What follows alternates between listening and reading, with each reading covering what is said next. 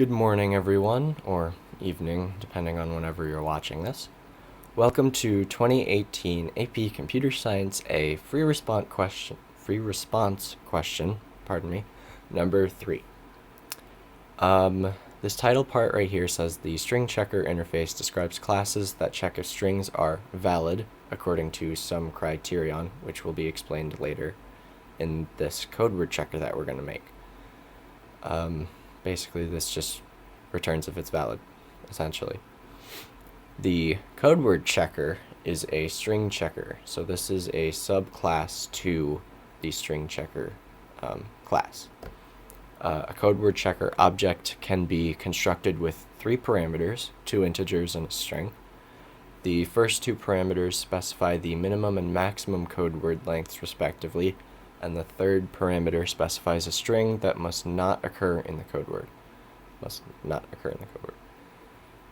A code word checker object can also be constructed with a single parameter that specifies a string that must not occur in the code word.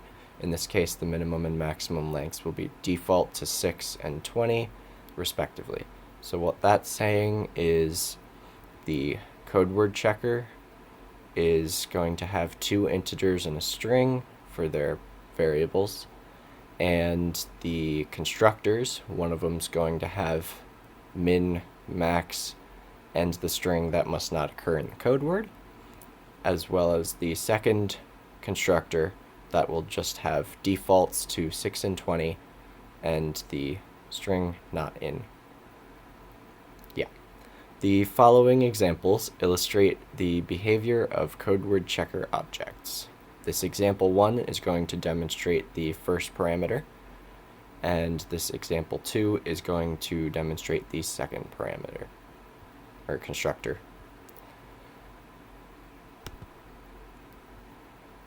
Example 1.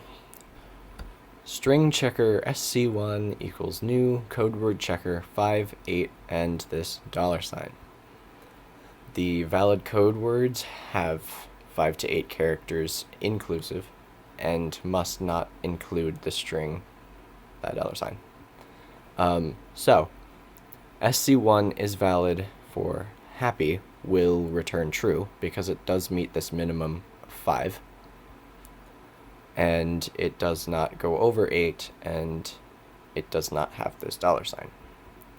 For the other 3, happy with the $sign will return false because it has this $sign. The word code will also return false because it does not meet this minimum of 5 and it is too short. The sc1 is valid for happy code will also return false because it is over 8 and is too long. For this second example, sc2 equals new code word checker pass. Valid code words must not include the string pass, similar to what's up here, except now this string is pass. Because the bounds are not specified, the length of the bounds are 6 and 20 inclusive.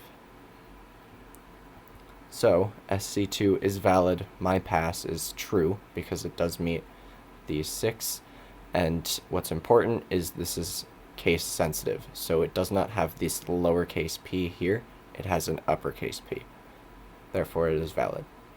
However, in this one, my passport will return false because it does have this lowercase p as well as the rest of the string. sc2 is valid for happy, will return false because it does not meet this 6 minimum, and this very, very long number is false because it is more than 20 characters. So 1, 2, 3, 4, 5. I could continue, but yeah.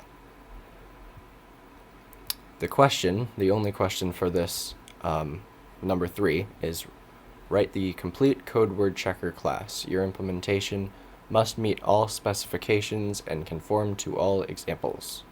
So just make this in short. So what I have is the public class code word checker implements string checker. So this is the, I guess, parent in a sense, and this is the subclass. These are the three variables: private int min length, private int max length, and then the private string excluded. This string is the string that is not allowed in the other strings. For the first constructor, we have the min, max, end string all given to us as seen up here with string checker sc1 equals new code word checker 58 $. So for this, that would essentially put the 5, the 8, and then this $ here. So we assign each of those to their respective variables. Excuse me. Public code word checker string exc is just the second example with only the pass, well, in this case pass, but only the one string. So we set the excluded string to exc, the min length is set to 6, and the max length is set to 20 because these are the defaults here. Then lastly, we have the isValid checker.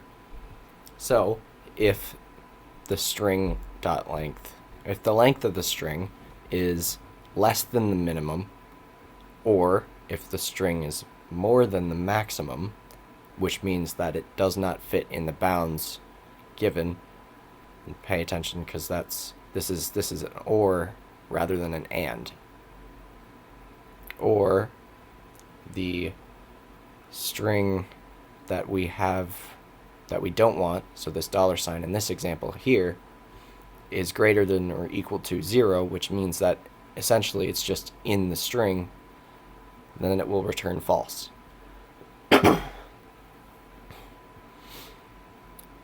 If none of these, then it will return true. Thank you for attending this video. If I don't get the chance later, good luck on your AP exams, and best wishes.